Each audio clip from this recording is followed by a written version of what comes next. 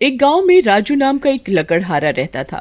वो जंगल से रोज लकड़ियां लाता और उन्हें बेचकर अपना गुजारा किया करता था। एक दिन राजू जंगल में लकड़ी काट रहा होता है, तभी उसे किसी के गुर्राने की आवाज आती है। अरे, ये जंगल में कैसी आवाज आ रही है? आज से पहले तो ऐसा कभी नहीं हुआ।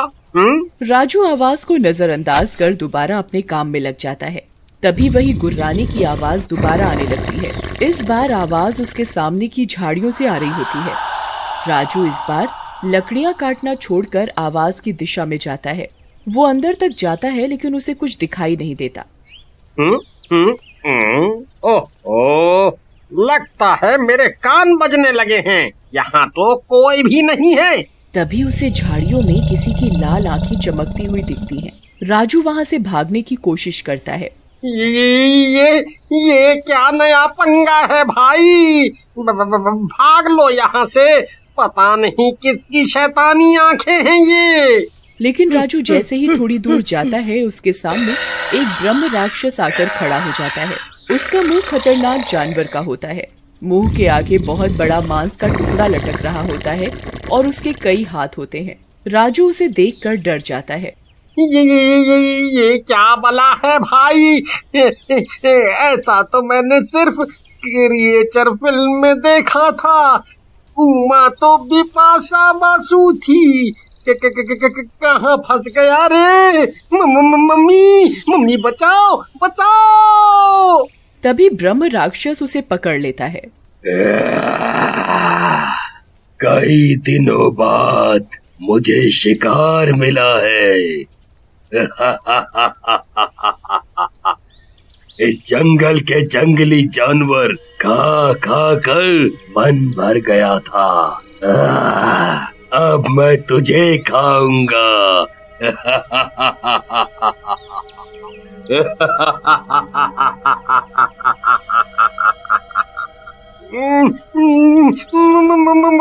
मुझे खा के तुम्हें क्या मिलेगा भाई? मैं तो वैसे भी सिंगल पसली हूँ, मांस भी नहीं है। कहे तो सिंगल पसली ठीक रहा है, लेकिन इसे छोड़ दिया तो पता नहीं मुझे कब इंसानों का मांस खाने को मिलेगा। क्यों ना इसके शरीर में ही वास कर लूं?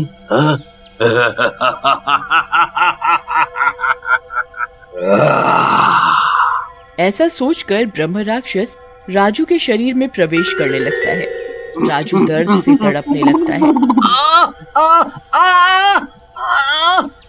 अरे, मेरे शरीर में क्यों घुस रहे हो? ये क्या कर रहे हो?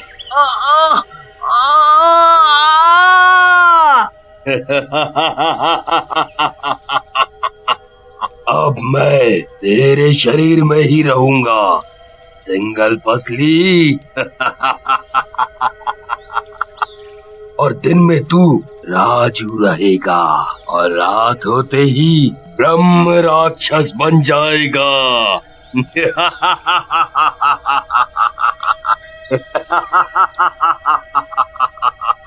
ऐसा कहकर ब्रह्म राक्षस राजू के शरीर में पूरी तरह समा जाता है। राजू फिर अपने घर चला जाता है। घर पर राजू की बीवी रमा उसका इंतजार कर रही होती है। अजी, क्या हुआ? आज बहुत लेट हो गए जंगल में। हाँ, आज जंगल में सूखी लकड़ियाँ नहीं मिली, इसलिए देर हो गई। उसके बाद राजू और रमा सो जाते हैं। रात होते ही ब्रह्म राक्षस राजू के शरीर में उठने लगता है। अरे, मैं पहले अपने घर से निकलूं, नहीं तो ये मेरी बीवी को ही मार डालेगा। राजू चुपचाप कमरे से उठता है और घर से निकलकर जंगल की ओर चलने लगता है। धीरे धीरे वो पूरा ब्रह्म राक्षस बन जाता है।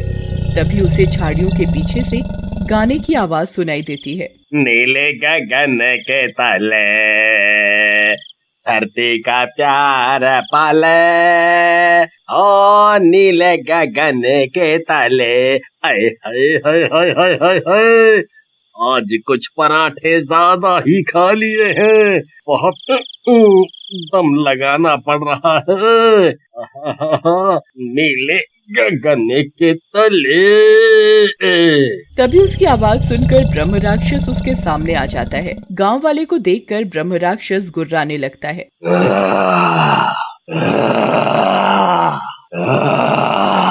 अरे कौन हो भाई और कौने ग्रह से आए हो? मैं तो केवल यहाँ खुले में दुनिया देखने आया था। कसम से कुछ गंदा नहीं किया है। लेकिन ब्रह्म राक्षस उसको मार कर खा जाता है और सूरज निकलता देख वापस राजू घर की तरफ चल देता है और फिर रमा के पास जाकर लेट जाता है। कुछ दिनों तक ऐसा ही चलता रहता है। एक रात रमा को नींद नहीं आ रही होती और वो राजू के बगल में लेटी होती है। तभी राजू के अंदर का ब्रह्म राक्षस जागने लगता है। राजू रोज की तरह उठता है और चुपचाप घर से बाहर निकल पड़ता है। लेकिन इस बार रमा भी चुपके से उठ जाती है। ये इसको क्या हो गया है? ये राजू इतनी रात को कहाँ जा रहा है? कहीं मेरी कोई सौतन तो नहीं ढूंढ ली इसने? तभी आजकल चुपचाप रहता है। आज इसे रंगे हाथों पकड़कर इसकी बेलन से ही पिटाई करूंगी। ऐसा कहकर रमा एक बेलन हाथ में लेकर चुपके से राजू का पीछा करने लगती है। जैसे जैसे राजू आगे बढ़ता है वैसे वैसे वो ब्रह्म राक्षस बनता जाता है। थोड़ी ही देर में वो पूरा ब्रह्म राक्षस बन जाता है। रमा ये सब दूर से देख रही होती है और उसका ये रूप देखकर बहुत डर जाती है। ये क्या हुआ राजू को? मैं तो सौतन पकड़ने आई थी, यहाँ तो शैतान दिख गया रे। रमा डर के मारे वहीं बेहोश हो जाती है। उधर राजू भी सुबह होते ही घर पर आ जाता है। रमा भी होश में आने के बाद घर चली जाती है और डर के मारे राजू से कोई बात नहीं करती। राजू भी अपनी कुल्हाड़ी लेकर जंगल में लकड़ी काटने चला जाता है। राजू के जाने के बाद रमा अपने पड़ोसी छोटे लाल के पास जाती है और उसे रात की पूरी बात बताती है।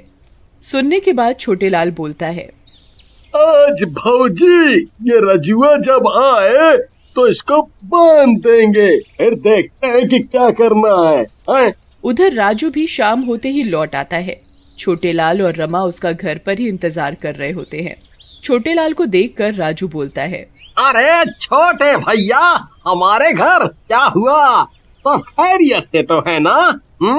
है राजू भाई, सब खैरियत से है। फौजी कही कि चाय पी लो तो वही पिए के लिए आए गए है। फिर राजू जैसे ही अपने कमरे में जाने के लिए घूमता है, छोटे लाल और रमा उसको लोहे की जंजीरों से बांध देते हैं। ये क्या कर रहे हो तुम दोनों? क्या कर रहे हो बताओ? अरे कुछ नहीं राजू भैया, हमारी भाभी को कुछ चेक करना था, बस वही चेक करके खोल दूंगा, तब तक मुंह बंद करके बैठो। चेक करोगे? क्या चेक करोगे? मेरे हाथ खोलो। मेरे हाथ खोलो, नहीं तो खुलने के बाद तुम्हारी खैर नहीं। लेकिन रमा और छोटे लाल राजू को नहीं खोलते और रात होने का इंतजार करने लगते हैं। और काफी रात हो जाने पर भी कुछ नहीं होता है तो छोटे लाल गुस्से में बोलता है, भाभी आप भी ना देखो, राजू राजू ही है, फालतुए में शक करती हैं, कुछ नहीं हुआ, लो। लेकिन तभी राजू गुर्राने लगता है और उसकी आंखें लाल हो जाती हैं और फिर वो धीरे धीरे ब्रह्म राक्षस बन जाता है। उसे देखकर छोटे लाल और रमा दोनों डर जाते हैं और घर के बाहर भाग जाते हैं। तभी 2-3 गांव वाले वहां से गुजर रहे होते हैं। राजू का गुर्राना सुनकर वो रुक जाते हैं और रमा से बोलते हैं,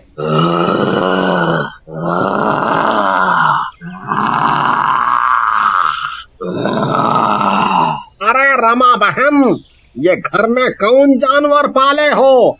देखन में तो कोई विदेशी कुत्ता लगत है। ये देसी कुत्ता, मेरा मतलब मेरे पति हैं। पता नहीं इनके ऊपर कौन सा भूत चढ़ गया है। तभी ब्रह्म राक्षस अंदर से गुर्राते हुए बोलता है, बस एक बार मैं आजाद हो जाऊं, फिर देखो तुम सब गांव वालों का मैं क्या हाल करता हूँ। उसकी बात सुनकर गांव वाले भी गुस्से में आ जाते हैं। ये तो हमें हमारे गांव में ही धमका रहा है, इसको तो सबक सिखाना ही पड़ेगा। हम तो कहा था इसको आग लगा देते हैं, अपने आप ही जल के मर जाएगा, जो इतना धमका रहा है। ऐसा कहकर गांव वाले मशाल लेकर खड़े हो जाते हैं और गुस्से में राजू के घर की तरफ बढ़ते हैं। रुक जाइए आप सब लोग, अरे इतना तो सोचिए, इसमें मेरे राजू की क्या गलती है? वो थोड़ी कर रहा है ये सब तो उसके अंदर बैठे ब्रह्म राक्षस की वजह से हो रहा है। रुक जाइए ना। रमा की बात सुनकर गांव वाले रुक जाते हैं।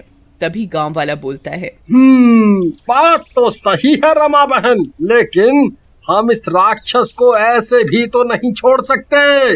इसे छोड़ दिया तो ये हम सबको मार डालेगा। देखो, हमारी बात मानो तो नदी किनारे वाले बाबा को बुला कर लाओ, वही कुछ उपचार बताएंगे। हाँ। फिर कुछ गांव वाले बाबा को लेने वहां से चले जाते हैं। उधर ब्रह्म राक्षस का गुस्सा बढ़ता ही जा रहा होता है। छोड़ दो मुझे, नहीं तो मैं तुम सबको कच्चा चबा जाऊंगा। छोड़ दो।